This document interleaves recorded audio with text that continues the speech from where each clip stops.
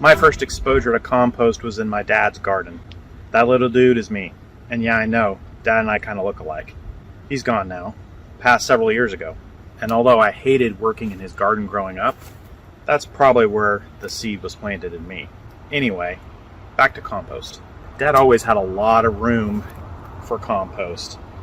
He had big piles, usually in the back of the garden. Nothing fancy, nothing to contain it.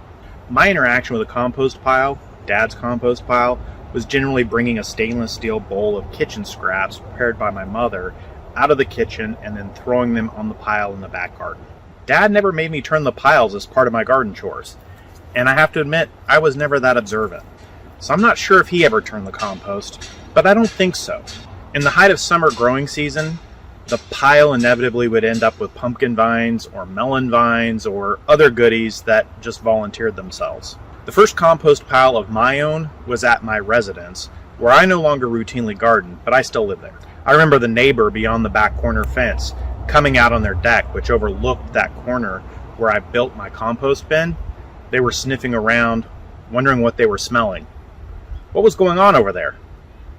That neighbor doesn't even live there anymore. But at the time, I decided it wasn't neighborly of me, or at least it wasn't worth having a discussion. So shortly after that, I figured that property was just too small in an urban environment to be doing a lot of composting at home anyway. And so I just threw all my compost away in the municipal compost bins that we have here in the Portland area, and I would buy my garden compost as needed. In retrospect, I don't agree that I couldn't compost at home. There was definitely opportunity for it, and there was enough space to have a compost pile despite what some nosy neighbor might think. But as a practical matter, for sure, in that size property, I could never produce enough compost to use throughout the garden. Even though the garden there was smaller than here at PDX Garden Home, it still wasn't enough space to make compost in order to be self-sufficient in compost in that garden. Well, now here at PDX Garden Home, I've got plenty of space and a large composting area. I probably can't be entirely self-sufficient, but I can get very close if I really worked at it. I did have 3 very large bins over here that I left open, and I didn't really turn them. They would be large in square footage, about 10 by 10 square feet, but they weren't large in cubic feet. In other words, I didn't have a lot of height to them. They were only about 2.5 feet tall or so. In the process of redoing these compost bins, I've taken up less square footage per bin, but I've given them more height for each. I'm targeting cubed bins that are about 4 feet width, depth, and height altogether. The total footprint of my compost area will be about the same. I'll just have more bins, and I'll be using various pieces of scrap lumber that I've collected over the years in gardening, some of which I transferred from the old house over here. My intent is to use up all that extra lumber before I go out and buy new lumber. What that means is that my compost bins are going to look like this hodgepodge of different pieces of plywood and fence boards and so on. But I actually think it works. It is just a compost bin after all, right? Well, as you'll see behind me, I only have 2 of the new compost bins set up, and then I've got this huge pile of compost that's been sitting here for over a year. I'm trying to work my way through it. I'm slowly filling up these new bins with new garden scrap, and then I'm shoveling the old compost on top of that, kind of mixing it. I think I'm gonna do these 2 bins deep, so 1 bin here and then another bin here, but I haven't quite decided on that yet. I don't routinely get my compost properly heated up. I've gotten the steaming occasionally, but it's not on a regular basis. I think the lack of heat in my compost is because I don't get enough greens in it. Usually I have a lot of dry stuff. Maybe it's not wet enough. I don't really work on my compost hard enough to ensure that it stays at the proper temperature. It should be probably at least half green. You see all kinds of formulas out there. I've been encouraged by watching Charles Dowding's composting because he doesn't seem to turn his too often either. And yet his does get heated up. So I think maybe closer attention to the mix as it's going in there and watering it could be helpful for me. Well, probably as a result of not having a hot compost going on, I end up with a lot of weed seeds in my compost.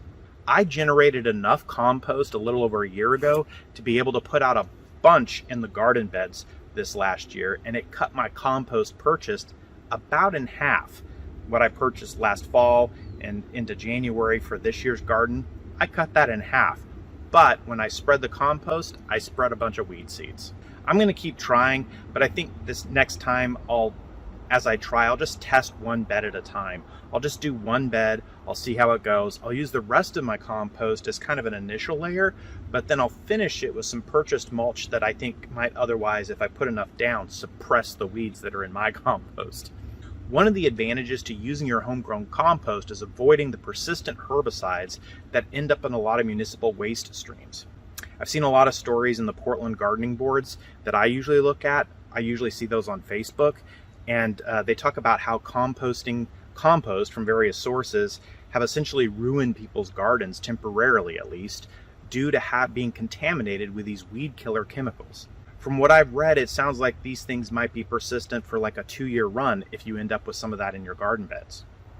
So I'm definitely concerned about that. I've been getting garden mulch from Grimm's Fuel in our area, and so far so good. I haven't detected anything like that. The one thing I will say about the compost I get is that it's sometimes steaming quite a bit when I get it. That indicates that the compost that I purchased is still kind of finishing up when it's delivered. That's something Charles Dowding actually talks about as well. He says that it's common in his area that when he gets compost, it's often steaming, it's often not finished yet, and it still needs some time to process. So what he recommends, which is something I've been trying to follow, is he just recommends you get it delivered early and then you let it sit for a few months. That way it'll finish off. The issue with unfinished compost is that if it's too hot, it might burn your seedlings. And on top of that, it's using the nitrogen to do its thing, and so that makes the nitrogen not available for your plants. I get my delivery of compost in the fall, so coming up here probably late September and October, I'll get a delivery of compost, and then I'll let it sit there, and I'll put it on my garden beds, hopefully late December into January. And the only thing in my beds at that time is going to be some leftover plants that are overwintering until spring.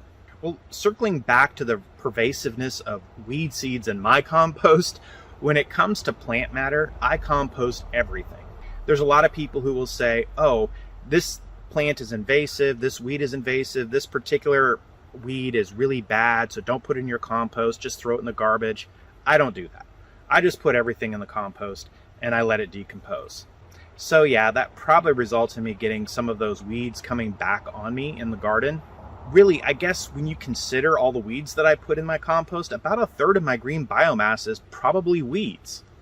In the end, regarding this whole weeding issue, I think it was probably about 2 rounds of serious weeding that we had to do throughout the season. And that's not that much when you really think about it. Some of the weeding was probably more the result of letting the beds go for a little while in the spring without giving them enough attention. Well, in terms of materials in my compost, aside from a third of it being a third of the green biomass that is probably being weeds, I reckon that the rest is mostly vegetable clippings. I harvest a cabbage, for example, and I pull all the leaves off and the root, and there's a lot of biomass there by the time you get down to the head of cabbage, after you get past everything that's bug damaged and everything, and you get to that head that's edible. I've gotten rid of a lot of vegetative matter, and that's going into the green pile. As well, broccoli, same kind of thing, right? You're only eating the head of broccoli, and by the time I've stripped off all the leaves and the stem and the roots and all that, that's a lot of green biomass, green matter, vegetable matter that I'm throwing in the compost. And I think that's all pretty good stuff. So you'd say my compost pile is pretty well fueled by cruciferous vegetables. One thing I did that has been a bit challenging to unwind is that I've just been throwing tree branches and bush trimmings in the compost pile. Well, that's created another source of green biomass as the leaves and foliage from the bushes and trees decompose. The challenge is, now that I'm rebuilding my compost piles and I'm digging through the old piles, I have to separate out all the old woody branches and get them out of the way, so I don't want them in my compost. What I do is I just throw the woody branches into a separate pile. Anything that's like a few inches long goes into a separate pile to be chipped up later. I've got a little electric chipper, and it's working good for me, actually. It handles branches up to maybe an inch to an inch and a half thick, and you can find more bigger, powerful chippers that handle much bigger thickness of branches. But as a practical matter, a branch that's an inch and a half thick is actually a pretty big branch. Almost everything that I have around here is less than that. So I don't really run into a lot of woody matter that can't go into my little electric chipper. The stuff that wouldn't go in there is kind of closer to being like a log. So I've been happy with this chipper, but the thing that I don't know, having not used the bigger, more horsepower machines, is whether, if you set aside the thickness of the branches it can process, does having a more powerful chipper let me throw more stuff in at once? You know, maybe it saves me time. I'd love to hear in the comments if you guys have worked with this before. You may know more about this than I do. You know, do you think it'd be worth my time to have a bigger, more powerful chipper? My guess is probably yes. The small electric one is probably costing me some time, and for that reason, a bigger chipper is on my wish list. But any of you with experience on it, I'd love to hear what you have to say. I mean, I do get a lot of branches and brush trimmings around here, so it seems like it could be a reasonable tool in the arsenal. Don't you think? Keeping branches on site and chipping them up is one of the items that I use for my brown matter. That's the carbon matter that goes into the compost pile. Another occasional source of brown matter for me has been cardboard boxes. Like many families in suburban America, we have gotten inundated with a ton of cardboard boxes in the last few years through Amazon shipments. We usually have a steady supply of these boxes, but I don't always actually put them in the compost pile. I don't seem to have any rhyme or reason to when I do. If you look this up or Google it, you'll see people talk about certain boxes should go in with that have glues or don't have glues, or have dyes or don't have dyes. I haven't really gotten into that. It's just kind of random. When I think about it, I might put a box in there, but I don't do it all the time. In all, therefore, cardboard has not been a big component of my compost. I'm not opposed to putting cardboard in the compost. I just haven't gotten around to organizing it. The other source of brown carbon material in my compost pile at this point is old compost. I've got all this old compost here, and as I'm building my new compost piles, I'm putting all the vegetable matter in the pile, and then I'm covering it with some old compost, and that kind of tamps it down, and I think it keeps it from perhaps smelling, makes it look a little bit cleaner. We don't have just rotten vegetables in a pile sitting up there staring at the open sky, for whatever that's worth. Given the large piles I have here and how unruly that they've been, I undoubtedly have created a zone here for some rats. The neighbor across the street has chickens, which notoriously can attract some rats. But I haven't seen any scurrying around as I'm working in the compost piles. I just know that I have to have them here. I've put some traps down, and occasionally I've caught one in the garden. I would say that it's not super excessive. So, you know, for a garden of this size, it would be remarkable if I didn't have any rat activity at all. The compost is reasonably away from the house, although I don't really know what the range of a rat is. Moisture is another important component of compost, and during the rainy season, I don't really need to worry about watering it. It's getting plenty of water from the rain that we get here in the Pacific Northwest. Some people say that too much water on the compost will cause all the nutrients to leach out, and that we might actually be causing a lot of nitrogen runoff into the water table. But I haven't really worried about that, to be honest. The compost area is under a tree canopy of a large magnolia here, and I've covered my compost from time to time with cardboard if I had it. What I have been concerned about in the heat of summer, when we get a couple of months like we do here in the Portland metro area of Oregon, is that there's no rain at all for a couple of months, and I'm worried the beds would actually get too dry.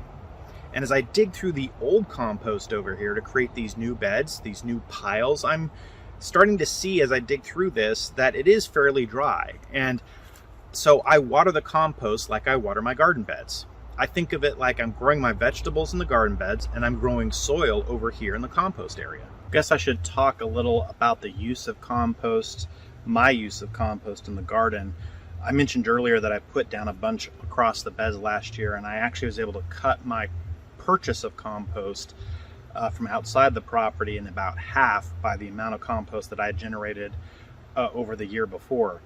But then I did end up with a lot of weeds in my beds. And I got rid of those after a couple of rounds of weeding. I mean, we're still dealing with it, but they're manageable. And all that being said, whether your compost is homegrown or from outside that you purchase, the reason that I use compost is, or the way I use compost, is a top dressing to my beds. And when I first built my beds, I used a pretty thick layer of compost, like 3 to 4 inches. But now, after watching what other gardeners are doing, I don't put that much compost down on an annual basis. My beds are mostly established, and so I put down maybe a ½ inch on an annual basis on these older beds. A lot of people think of putting compost down regularly on your beds as a way of adding fertility to plants. I don't know if that's exactly the right way to describe what I'm doing. I intend the compost that I put down to feed the soil by feeding the soil organisms. I don't think that compost that I'm making has a high level of nitrogen or other commonly considered fertility nutrients that are used to juice up plants in a given year. My compost just isn't fertilizer, but I can definitely tell the beds where I've done more compost versus the ones that I have done less compost, and some of the benefits that are involved in that, which comes down to what sometimes gardeners or horticulturalists will call tilth. I'll kind of think of it as texture. And so what I mean by that is, how easy is it to work the bed? How easy is the soil to kind of get in there and put plants in and take things out? How well does it handle water? Does it absorb the water? Does it hold the water? Does it drain well at the same time? Or does it kind of cause the water to just pool up on the surface, or does it drain all the water through? So an example of that are some of the older beds that I have here. When I first arrived, they were very sandy, and some of them still are quite sandy, even though I put a lot of compost into them over the years. I think they were done that way to make them easy to garden, but they don't hold water well. So I can water them really thoroughly, like what we consider deep watering, and then 2 days later, they're bone dry, like a good 4 inches down, because they're just not retaining any water. They're just like draining it all through. That's how loamy and sandy they are. And so having more organic matter in there would help them absorb the water. So I just keep adding compost to those beds for that reason. On the flip side, I've got beds where they mostly were the native ground, and I've put compost down on them over the years, but still they need more amending over time.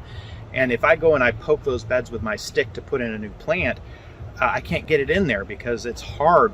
It's got a lot of clay content in it, and I can't push my stick down, and it will absorb and hold the water there better, but the water doesn't actually drain as well as the other beds. So I've got kind of both ends of the spectrum here in dealing with really sandy beds and really kind of clay hardened beds in some cases. And with those clay hardened beds, I can't easily get my plant into the ground by just pushing a stick into the ground, so I might use a drill with an auger as how I do it sometimes. So soil texture, as I mentioned, both ends of the spectrum here, is an issue that I resolve. So if I've got soil that's too sandy and drains too much, or I've got soil that has too much clay and is too hard, either of those things are things that I'm trying to solve with the strategy of continually adding compost every year. I'm not trying to resolve it all at once by just adding a ton in and tilling it all in at once. I don't need to, because even with my complaints, my beds are still reasonably good and I can still grow in them just fine as they are. I'm just constantly trying to get better. I also believe that compost feeds the soil in the bed, specifically microorganisms, and that those organisms, they come up to the surface, they eat it, it's their excrement that's in the bed that is building the life and vitality in the soil. At least that's the way I read the literature. Again, I'm not an expert on this. It's just I've read the literature that way, and so that's what I'm doing here in the garden. I'm not telling you that you have to do it that way or that I know for a fact that's the way it works, but that's what I'm trying to do in the garden based on what I've read and what I've understood. All that being said, this comes down to an important point when I compare it to fertilization, is I don't expect putting compost down is going to dramatically increase the fertility of the soil immediately for plant performance. And so in any given season, if you put on fertilizer, you might see a boost in plant performance that I'm not going to get from my compost. Now, I'm not advocating that you go around and you put the blue stuff out there, but I'm not religiously against it either. I think the way I think about it is that your plants may not really need all that extra performance. They don't need the level of a high octane fertilizer to boost plant performance temporarily, because when you do that, what what I do think is probably true is that it's not really helping the soil. And if I understand the literature, it may be more quickly depleting some of the nutrients in the soil when you're using those kind of fertilizers. We really don't know everything that is going on with microorganisms, but we know that they don't naturally get bombarded with massive levels of macronutrients like nitrogen in a normal ecosystem. I think what's exciting about this whole topic of microorganisms and feeding the soil is that there's still a great unknown out there on this. The world hasn't resolved all there is to know here, and we'll probably be knowing more in the coming years as we as gardeners are now looking more into the microbiology of the soil. All that being said, it's interesting to me that some no-dig or no-till growers put down compost to feed the soil, and that's it. Charles Dowding, for example, doesn't appear to supplement his garden with any additional fertilizer, and you can see and tell that he's got a really nice garden, so we can see what's possible there. I, however, have not had the guts to do that. So while I'm putting my compost down every fall, I would be misleading you to say that that's all I do. I also get an all-purpose organic fertilizer from a place here in the Portland metro area called Concentrates. It's a farm and feed store that is relatively famous among old-time gardeners. It's a good resource for all kinds of different fertilizers and supplements, especially for organic growers. Some of you that are like amateur biochemists or even professional biochemists, if you go to Concentrates, you can make up your exact recipe of supplements for your gardening needs, if you're into that kind of thing. For those who are uninitiated, there are different kinds of supplements for different plants. There's different supplements and fertilizers and nutrients you can get that are for different things or conditions that may be going on in your particular soil. And if you do a soil test, you can kind of figure those things out and then maybe try to supplement for it. I don't get into any of that at that level. I just get an all-around, all-purpose fertilizer that Concentrates mixes up and puts in bags, and that's what I use. And so when it comes to fertilizing, what I used to do is I put my compost down before January, and then later in the spring, like late March, I would fertilize the entire bed. I haven't done that method now for a couple of years. Now what I do is I just fertilize the plantings themselves. I go around and I poke holes in the garden bed for plugging my starts into, and I fertilize around the holes. For context, if you haven't followed my other videos, I grow most of my plants from seed, and I start them in the basement nursery under the lights, and then I move them into the greenhouse, and then I'll move them out into the garden, but they're all usually coming out of plugs like those 6-cell trays that you can see people grow in, and I can show you how I grow in them. Sometimes I'm growing them in 4-inch pots before they go out into the garden beds. But the point is, I don't generally plant seeds directly in the ground for most things, with the exception of carrots. So that's what I'm referencing when I say I'm going in and I'm planting. I'm constantly going in succession planting throughout the year. I have a nursery operation essentially going on here. I have my greenhouse, I have outdoor nursery areas where I just always have plants available to go. I grow more plants than I'm gonna plant, so many of them will end up in the compost when we're done. And so every time there's a hole or a space that pops up around here in the garden, and that could be because I just harvested or something died or whatever happened, there's now a place in the bed to fill a hole, and I've got plants available. And so whatever plants are available, I'm gonna put them into that spot. And when I do that, I poke a hole in the bed, and then I put fertilizer around that hole, and then I put the new plant in. Well, actually, I've been trying to get better about how I do that fertilizing, because I've literally just stuck the fertilizer in the holes and then stuck the plant right on top of the fertilizer. And everyone that I listen to says that I shouldn't do that. The advice is you should mix it in a little bit in the soil, that the fertilizer I'm using, it has natural ingredients. It's a combination of seaweed and fish emulsion, and I think they put alfalfa in there and stuff like that. But it makes sense to me that putting a plant right on top of that stuff, it's not soil. It's not meant to be a growing medium. It's meant to provide fertility. And so it seems like it probably is not a good idea to just put the plant on top of it. But I've done it, and they didn't die or anything. They seem to do okay. But as I said earlier, I'm always trying to do better. So lately I've been trying to fertilize around the holes instead of fertilizing in them. Gary Pilarczyk is a popular YouTube gardener out of Maryland. If you watch his videos, he recommends, and he's done a lot on planting and fertilizing and that sort of thing, he recommends mixing the fertilizer in a bit before the planting. And I just can't bring myself to do that. It makes sense, but I can't bring myself to do that because of the time it takes. I make the holes, I put the fertilizer in the holes or around the holes, and then I plop the plant in. Having to mix the fertilizer would be one more step. At this point, I'm just putting fertilizer around the holes to see if I can do better in that way. You know, I'm going on this tangent about fertilizer when this video, or what I meant to discuss here, is compost, but there's a reason. The point is talking about the fertility related to in my garden and as it relates to my compost. My compost is not fertilizer. It creates texture that helps with drainage. It feeds the soil by feeding microorganisms, and maybe if I had enough faith, I would also accept that I don't need any fertilizer with a healthy soil. But I cover my bases here, so I'm putting compost down and then I fertilize my plantings as I go. I don't re-fertilize the beds like halfway through the season.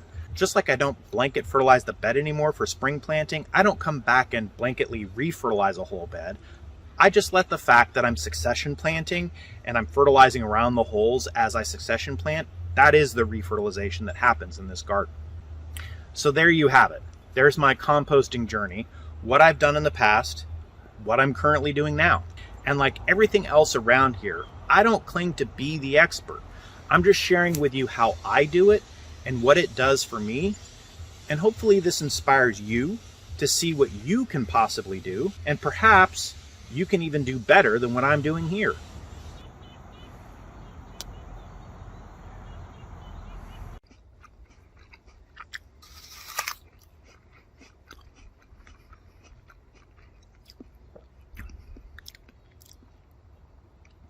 Apples on this first year apple tree called the Arcane tree. It was a bare root seedling that I planted. I'm shocked that it had apples on it at all.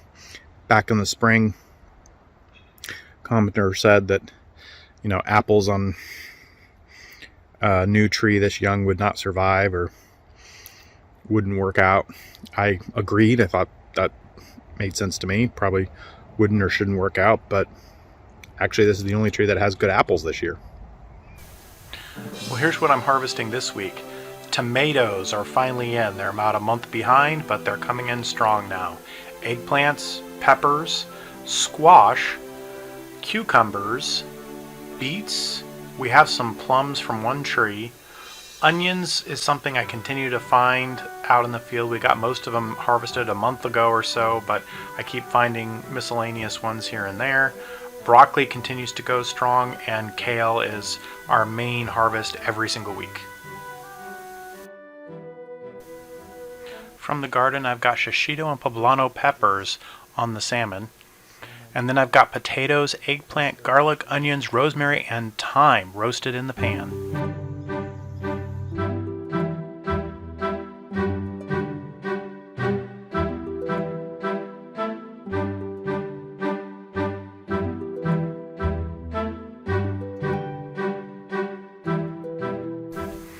Well, I'm not planting seeds at this point, but what I'm putting in the ground are cabbage, broccoli, cauliflower, fennel, beets, and lettuce.